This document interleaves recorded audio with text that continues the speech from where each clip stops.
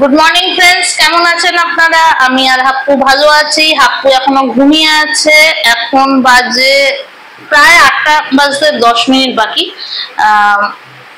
আজকে একটু দেরি করে করলাম, শনিবার আছে। তা আজকে কি রান্না করছি আপনাদের সঙ্গে অল্প একটু শেয়ার করছি। আজকে রান্নাটা কিন্তু আমি শিখেছিলাম শিলিগুড়ি থেকে। আমাদের বাড়িতে একজন কুক ছিল, অনেকগুলোই কুক ছিল, মানে কদিন মানে অনেক বছর 20 বছর ছিলাম যখন অনেকেই কুক ছিল। তবে এই রান্নাটা যার থেকে শিখেছিলাম সেও একজন কুকই ছিল। সে একদিন বলেছিল যে বৌদি শশাগুলো তো তোমার বয়স হয়ে যাচ্ছে। তা আমি বললাম তাহলে আর কি হবে, ওটা তো স্যালাড হবে না, তাহলে তুমি ওটা ফেলে দাও।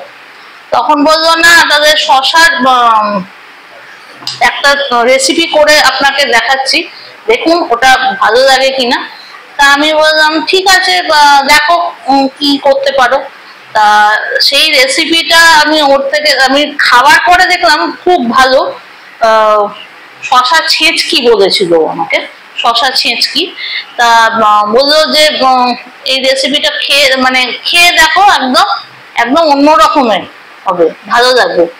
তা সেটাই আমি আপনাদের সঙ্গে শেয়ার করছি। এই যে এটার জন্য আপনার লাগবে হচ্ছে শশা লাগবে। শশাগুলো যতটা সরু কাটবেন, এখানে আমার যে মেড আছে সে একটু বেশি মোটাই কেটেছে, যতটা সরু কাটবেন ততটাই ভালো, না যে তাড়াতাড়ি ইয়ে হবে না। এর জন্য আর লাগবে হচ্ছে শশা লাগছে, কালো জিরে, হলুদ, একটু জিরে গুঁড়ো,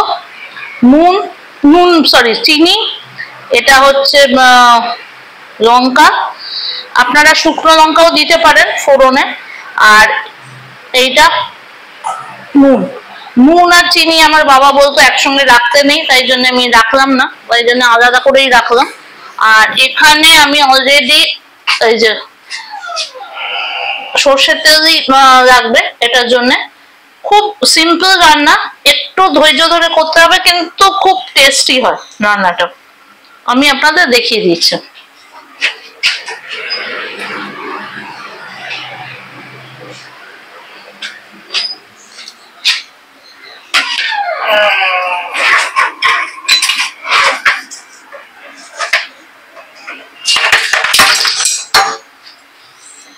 এটা তেলটা অলরেডি গরম হয়ে গেছে, তাই জন্য এখানে আমি একটু কালো জিরে ফোড়ন দিয়ে দিচ্ছি।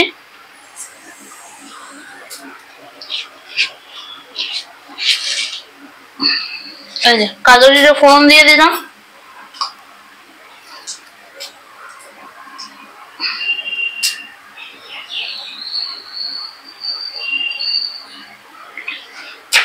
এ 5-10 মিনিটের রান্না, খুব একটা টাইম নেবে না। শশা কাটার ওপর টাইমটাই নেয়। শশাটা আরেকটু যদি ও ইয়েতে কাটতো, মানে পাতলা পাতলা কাটতো, তাদের সুবিধে হতো। যাই হোক, যেরকম কেটেছে আমি এখানে দিয়ে দিচ্ছি এই যে শশাটা।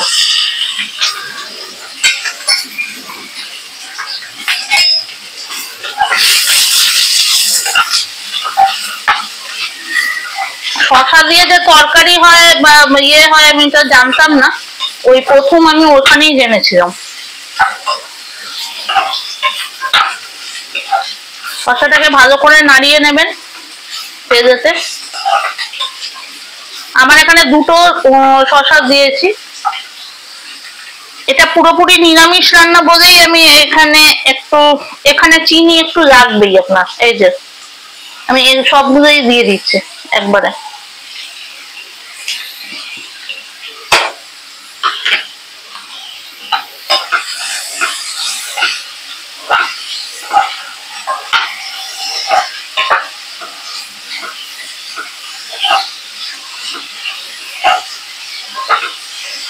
একটু যাতে মিষ্টি মিষ্টি লাগবে, খেতেও ভালো লাগে।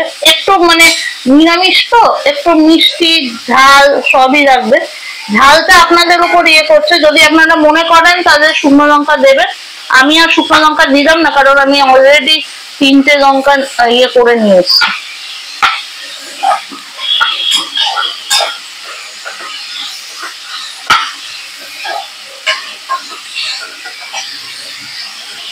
আঁচটা আমার কমই আছে, সিমেই আছে।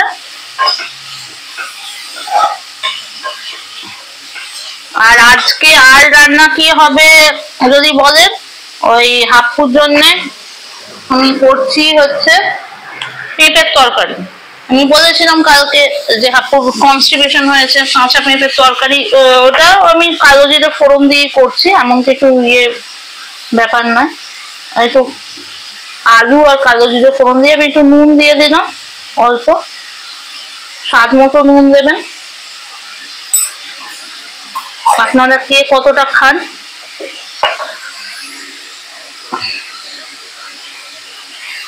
আর এই যে লঙ্কা দিয়ে দিলাম, ব্যাস। এবার একটুখানি 2-3 মিনিট নাড়িয়ে জল দিয়ে দেবো, আস্তে আস্তে ওটা ফুটে একদম যখন শুকনো হয়ে আসবে তখনই এটা হয়ে যাবে। একদম খুব সিম্পল রান্না, কিন্তু খুব ভালো টেস্ট হয়, এইটুকু আমি আপনাদের বলতে পারি। আমি জলটা নিয়ে নিচ্ছি এখান থেকে, আমার বোতলে জলগুলো রাখা থাকে আমার।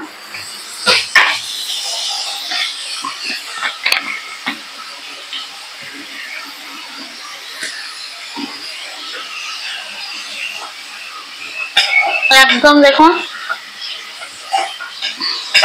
মনে হলে আলু দিতে পারেন, তবে ও ছেচকি যেহেতু বলেছিল, মানে ও শুধু দিয়ে আমাকে রান্নাটা শিখিয়েছিল, যে রান্নাটা হয়েছিল শুধু শসা দিয়েই হয়েছিল। যদি মনে হয় আপনারা আলু দিতে পারেন অ্যাকর্ডিং টু এর টেস্ট, বাট এমনিতে শসা ছেচকি মানে বড় বলেছিল ডাইরেক্ট আপনি শুধু শসা দিয়েই করবেন। এটা হয়ে গেছে, ওই যে আমি একটু জল দিয়ে দিচ্ছি, ব্যাস। এবার যখন জলটা শুকিয়ে যাবে, শসা থেকে এমনিও জল অনেকটাই বেরোবে, এবার যখন শুকিয়ে যাবে একদম লাস্ট মোমেন্টে হবে, তখন আমি আপনাদের সঙ্গে ফিরছি। হ্যাঁ ফ্রেন্ডস, আপনারা দেখছেন বন্ধুরা যে আমার রান্নাটা হয়ে গেছে। দেখুন এগুলো শসাগুলো হয়ে গেছে, একটুখানি আমাকে স্ম্যাশ করে দিতে হচ্ছে। আর যতটা ঝিরিঝিরি কাটবেন ততটাই ভালো। অ্যাকচুয়ালি ওর কাটাটা ঠিক হয়নি, আমি অনেকবার বলেছি কাটাটা ঠিক হয়নি, যতটা ঝিরিঝিরি কাটবেন ততটাই ভালো।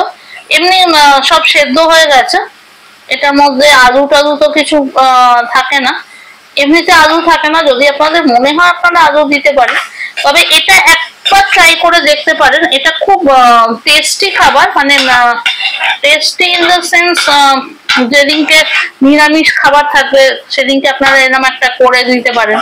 শসা ছেচকি এইটা ঝিরিঝিরি করে কেটে, এটা একদম সিম্পল, 8 থেকে 10 মিনিটের মধ্যে রান্নাটা হয়ে যাচ্ছে। আর যদি খুব করে রান্না করা হয়, মানে কাটাটা খুব হয়, তাহলে 5 মিনিটের মধ্যেই হয়ে যাবে। এই যে রান্নাটা আমার হয়ে গেছে, একদম মাখা মাখা, ব্যাস। আর আমি আপনাদের বললাম শুকনো লঙ্কাটা যদি আপনাদের মনে হয় তাহলে আপনার শুকনো লঙ্কাটা ফোড়ন দিতে পারেন, না দিলেও হয়।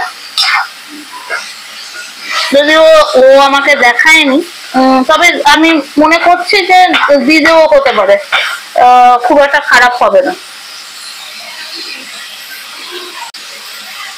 ওকে, আজকের মতো এতটাই।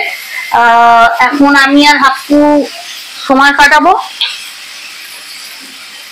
C you in the next blog. আশা করি আপনারা একবার ট্রাই করে দেখবেন এবং কমেন্টস আমাকে জানাবেন যে কেমন হলো না হলো। ঠিক আছে, থ্যাংক ইউ।